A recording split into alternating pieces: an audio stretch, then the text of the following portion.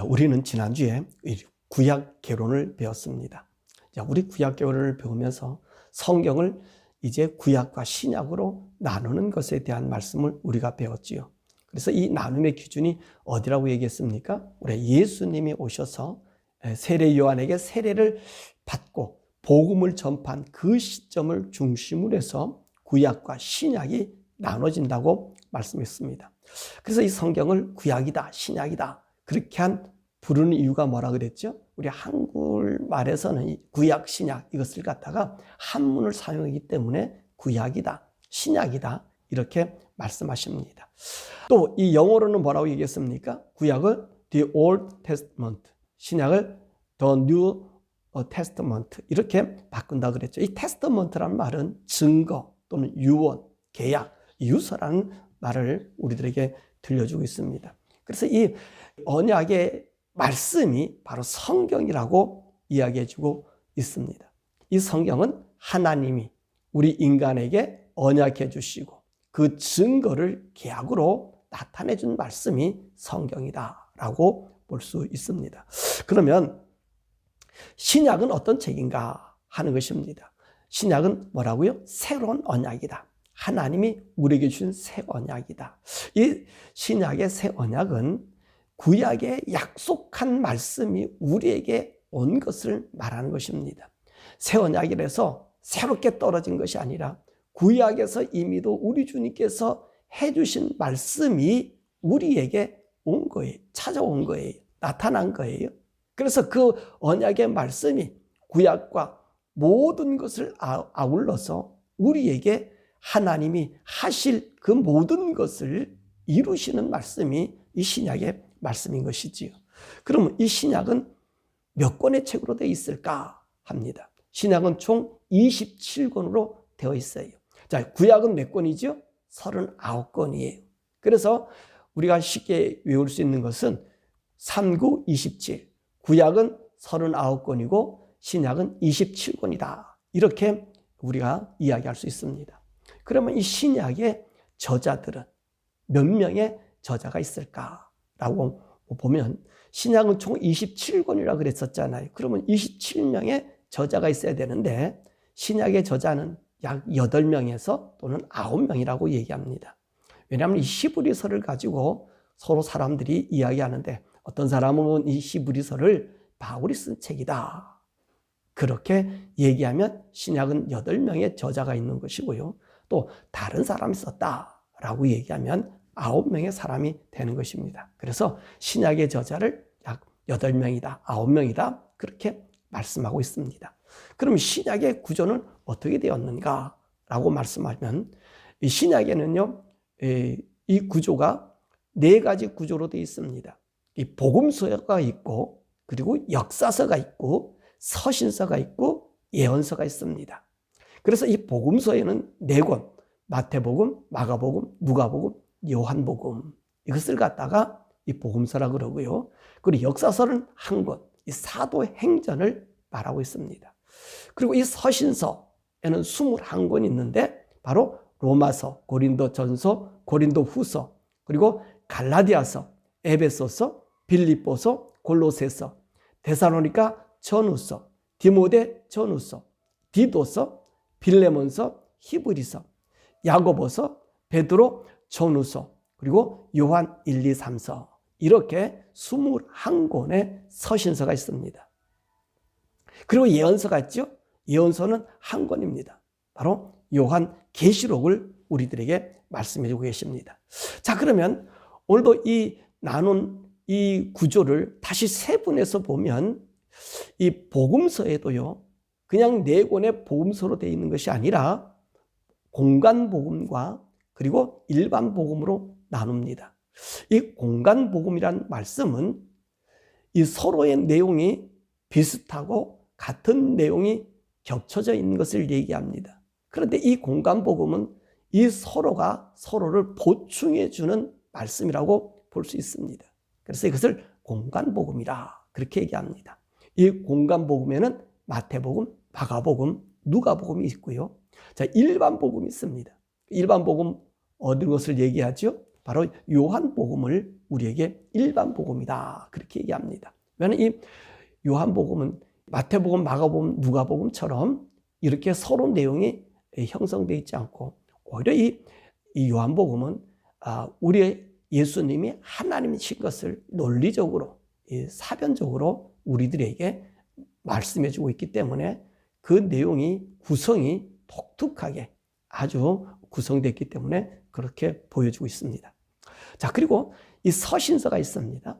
이 서신서에도 두 가지 서신서로 나눕니다. 바울 서신과 공동 서신으로 나누고 있습니다. 이 바울 서신이라고 하는 말은 무슨 말이냐면 바울이 쓴 성경을 바울 서신이라고 말씀하고 있지요.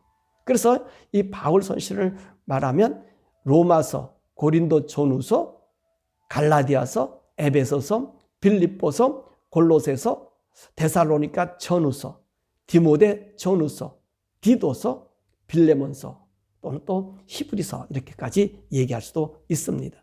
자, 이 공동 서신이라는 말은 바울이 아닌 다른 저자들을 말하고 있습니다. 아교대교는 히브리서라든지 또는 야고보서라든지 베드로 전후서라든지 요한 1, 2, 3서라든지 유다서라든지 그런 말씀을 우리가 공동서신이다 또는 일반서신이다 그렇게 말씀하고 있습니다. 자, 이 바울 서신서에서도요 또 나누지요. 바울 서신서에서도 바울이 쓴 일반서신, 그 다음에 옥중서신, 그 다음에 목회서신 이렇게 나누고 있습니다.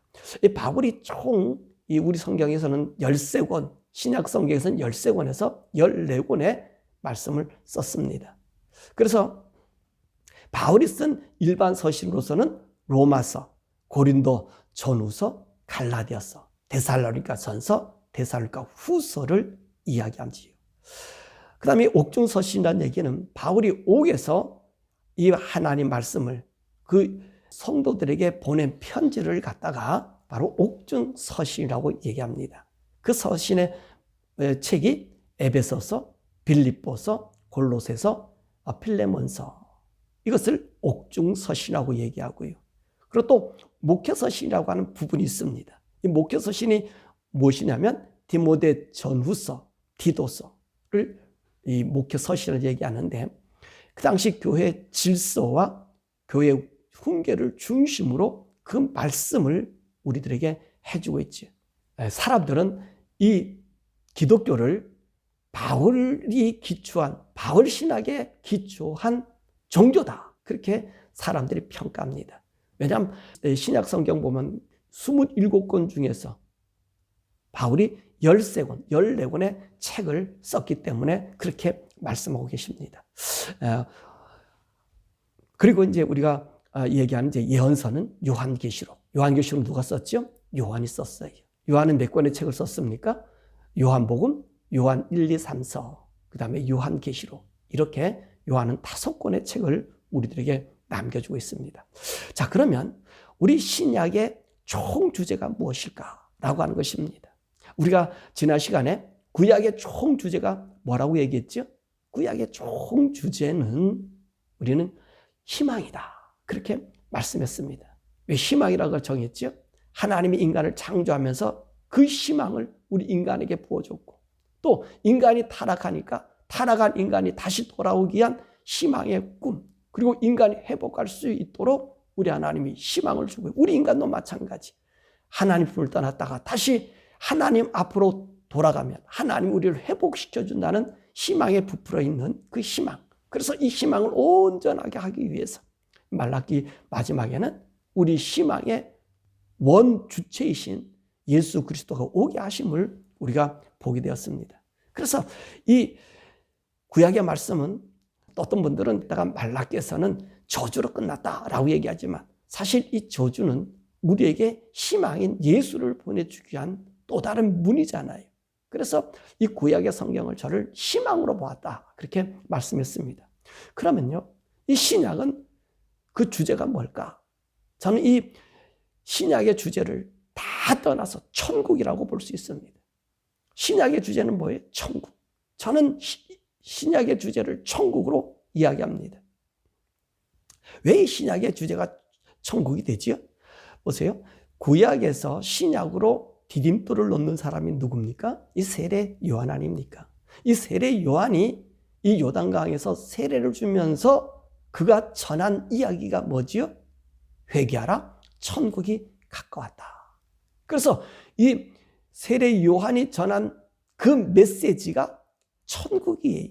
천국을 위해서 그가 세례를 주었고, 천국을 위해서 그가 광야에 살았고, 천국을 위해서 사람들에게 예수를 소개하는 것입니다.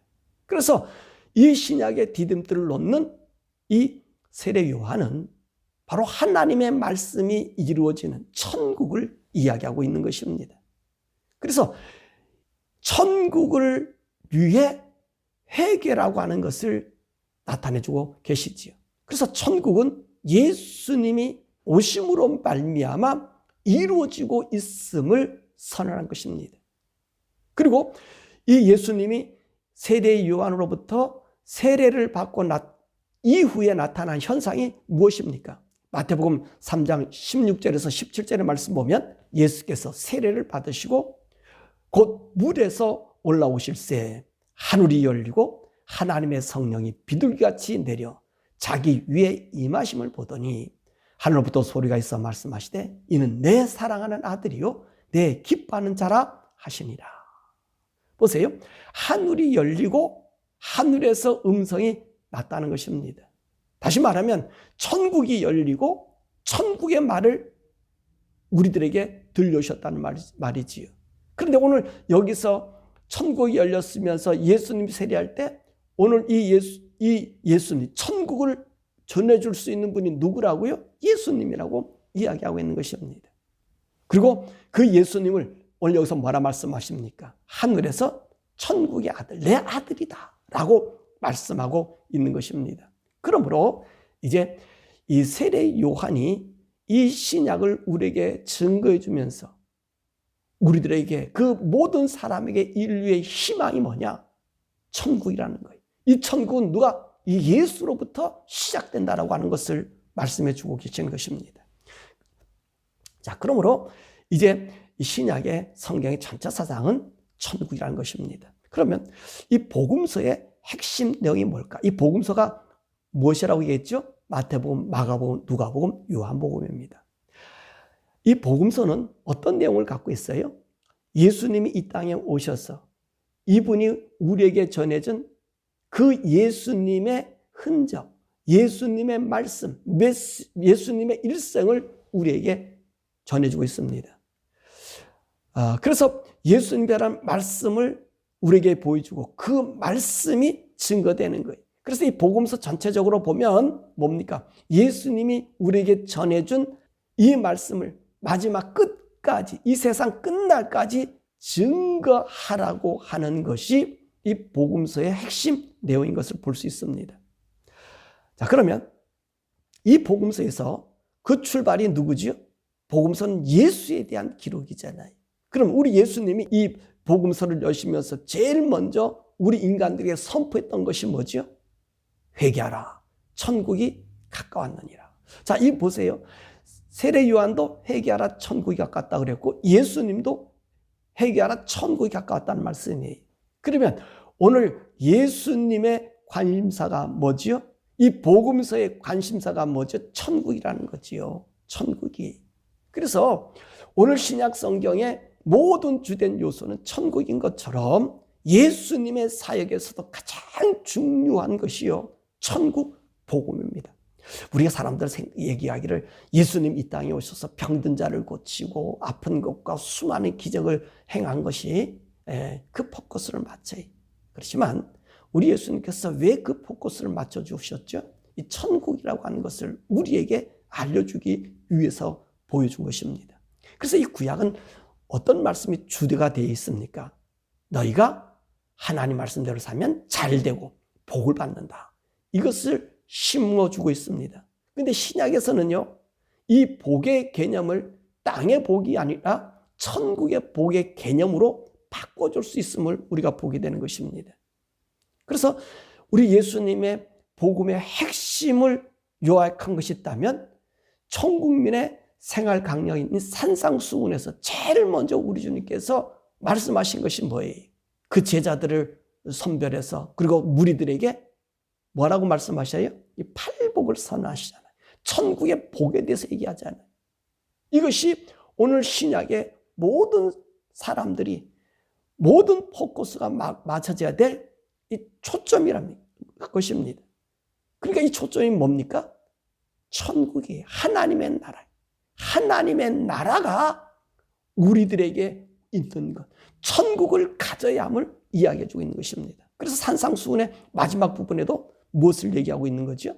천국에 들어갈 자, 천국에 들어가지 못할 자에 대한 그 이야기를 우리에게 말씀하고 계십니다. 그러므로 이 복음서, 이 신약의 최고의 가치점, 이 신약은 누구의 말씀을 전하는 거죠? 예수의 말씀을 전하는 거예요. 예수가 전한 우리들에게 복음을 전하는 거예요. 그러니까 이 인생의 최고의 가치가 무엇이냐라고 오늘 복음서에서 또 신약에서 얘기한다면 천국이라는 거예요. 천국 없는 예수는 소용없고요. 천국 없는 하나님 소용없고요. 천국 없는 성경은요 존재하지 못하는 거예요. 천국 없는 인간은 인간으로서의 바른 삶을 살 수 없음을 이야기합니다. 뿐만 아니라 우리 예수님이요 이 복음서 마지막에 부활과 승천을 통해서 우리 인간들에게 천국의 소망을 가지라고 하는 것 아닙니까? 그리고 또 우리 주님께서 뭐라고 또 약속하셔요? 이 천국을 주시기 위해서 다시 오심을 약속해 주고 있는 것입니다. 그러므로 이 사복음서는 천국을 위한 복음이다 라고 볼 수 있는 것입니다. 그럼 역사서입니다. 역사서는 뭐죠? 예수님의 제자들이 이 예수님의 말씀을, 예수님을 어떻게 전하는가라고 하는 것입니다. 예수님을 전해. 예수님이 전하는 것은 곧 뭐를 전하는 거죠? 천국을 전한다는 말씀입니다. 이 천국 복음을 전할 때 하나님의 능력이 나타남을 보여주고 계신 것입니다. 그러므로 예수님을 전하는 목적이 단순히 예수를 한 종교로 전하는 것이 아니라 예수님을 통해서 천국을 알리고 이 천국에 들어가기 위해서 예수님을 믿어야 함을 전하는 것을 이 역사서를 통해서 예수님이 행하는 기적의 모습이 그 제자들에게 나타남을 통해서 보여주고 있는 것입니다. 그 다음에 서신서입니다. 이 서신서는 무엇을 얘기하고 있죠? 이 천국에 대한 이야기를 변증해 주고 있는 거예요. 하나님의 나라에 대한 이방인들의 회개를 촉구하며 천국민이 되기를 호소하고 있는 것이 이 서신서예요. 그래서 서신서에 나타난 것을 어떻게 보면 규례가 나타나고 저들의 삶의 모습도 나타나고 이 모양 저 모양 그 일들을 우리에게 이야기해 주지요. 전부 뭡니까? 이 천국민이 되기 위한, 하나님의 백성이 되기 위한, 하나님 나라에 들어가기 위한, 하나님 말씀 안에서 우리가 어떻게 이 세상에서 승리할 수 있는가라고 하는 것을 보여주는 것이 서신서라는 거예요. 그래서 그 서신서를 통해서 모든 초대교회 성도들, 아니 오늘 믿는 우리들까지 이 하나님 말씀 안에 서서 천국의 사람으로 천국의 가치관을 가지고 천국을 고대하며 살도록 한 것이 바로 서신서인 것입니다. 그 다음에 예언서인 요한계시록입니다. 요한계시록은요 전체가 뭐지요? 천국에 대한 이야기예요. 우리 예수님 오심에 대한 이야기를 하지만 결론적으로 얘기하면 천국. 그래서 이 천국에 우리 인생들이 들어가기 위해서 우리 예수님이 재림하기 때문에 이 천국 백성 되기 위해서 우리는 정결한 삶을 유지해야 된다. 사탄과 싸워서 이겨야 된다. 사단이 만들어 놓은 함정에 그 제도에 물들어서는 안 된다라고 하는 것을 우리들에게 보여주고 있는 거예요. 그래서 이 요한계시록에서는 뭐죠? 최종적으로 하나님은 심판하시는데 천국민을 위해서 모든 죄를 소멸해 주시는 것을 보여주고 있는 것입니다. 그러므로 이 요한계시록의 결론적인 것이 뭡니까? 우리의 희망인 하나님의 나라, 천국의 삶을 보여주고 있고요. 그리고 천국이 어떻습니까? 우리 가운데 도래되고 있는 모습을 우리들에게 보여주고 있잖아요. 그러면 이 신약 성경은 우리에게 뭐를 보여주고 있어요? 이 복음서에서 하늘에서 오신 예수님을 우리에게 보여주시고 그분이 이곳에서 복음서 마지막에서는 죽으셨다가 하늘로 올라가셨던 분이, 그러면서 우리들에게 얘기해 주신 말씀이 뭐예요? 오늘 본문의 말씀처럼 너희들 과처는 버리지 않는다는 거예요. 내가 가서 천국에서 처소를 예비해서 나 있는 곳에 너를 데려가기 위해서 내가 다시 오신다고 말씀하고 계시지 않습니까? 그래서 요한계시록은 어떤 말씀입니까? 이 세상에 우리 주님이 다시 오셔서 우리를 어디로 해요? 주님이 천국으로 올라간, 복음서에서 예수님 죽으셨다가 부활하시 승천하셨던 것처럼 우리도 부활하고 승천해서 어디로 가요? 하나님의 나라로 가게 하기 위함인 것을 우리들에게 보여주고 있는 것입니다. 그러니까 이 하나님의 말씀, 이 신약 성경이 보여주기 것은 인생들로 하여금 천국에 가게 하기 위한 거란 말씀입니다. 천국을 가야 되는 거. 그러니까 이 모든 주제가 천국인 거지. 그래서 우리 천국에 가기 위해서 우리 인생들이 해야 될 일이 뭡니까? 이 복음서에서도 계속해서, 또 역사서에서도, 서신서에서도, 요한계시록에도 하는 일이 뭡니까? 예수를 믿는 일이라는 말씀입니다. 예수를 믿는 것은 단순한 종교로서가 아니라 천국을 가기 위한 필수 조건. 인간이라고 하면, 하나님의 형상으로 지음받은 인간이라면 반드시 예수님을 믿어야 됨을 이야기해주고 있는 것입니다. 그러므로 신약은 구약의 희망, 하나님의 나라의 희망, 인간의 희망의 최종 목표점인 잃어버린 신라권, 에덴 동산이 회복되고 종국에는 인간의 희망이요 하나님의 희망인 천국이 상속되어 하나님의 아들의 영광이 회복되는 말씀. 그 말씀이 바로 어디? 신약에서 우리에게 주는 거예요. 그러니까 신약을 말하는 새로운 하나님의 언약이다, 이렇게 말씀하고 있는 것입니다. 그래서 창세기 1장의 말씀은 하나님께서 우리 인간들을 자기 형상으로 만들어서 그 복을 주는 그런 역사가 아닙니까? 오로지 유일하게 인간을 창조한 그 인간이 모든 피조물 중에 하나님의 형상대로 받고 하나님의 영을, 그분의 입김을 통해서 우리 속에서 살아 역사하는 그런 사람들. 그래서 우리 하나님은 우리 인생을 뭐라고 말씀하십니까? 내 아들이라고 얘기하잖아요. 그 인생의 가치가 귀하기 때문에 우리 주님이 이 세상에 오신 것 아니에요. 그분이 인간 되시지 않았습니까? 인간의 죄와 허물을 도말시키고 하나님의 형상이 회복되고 하나님의 아들이 회복되는 그 일 아닙니까? 그래서 창세기 1장에서 그 만든 인간을 이제 우리 주님이 오셔서 마지막에 새 예루살렘, 하나님의 나라, 천국을 우리에게 주기 위해서 하늘나라의 분봉왕이 되어 하늘나라 올라가는, 천국이 열려지는, 새하늘과 새 땅이 열려지는 그 말씀으로 종결된다는 말씀입니다. 자, 그러니까 우리 신약에는 이 말씀, 이 구약에는 이 말씀, 이 성경은 뭐죠? 희망과 천국이. 희망은 무슨 희망입니까?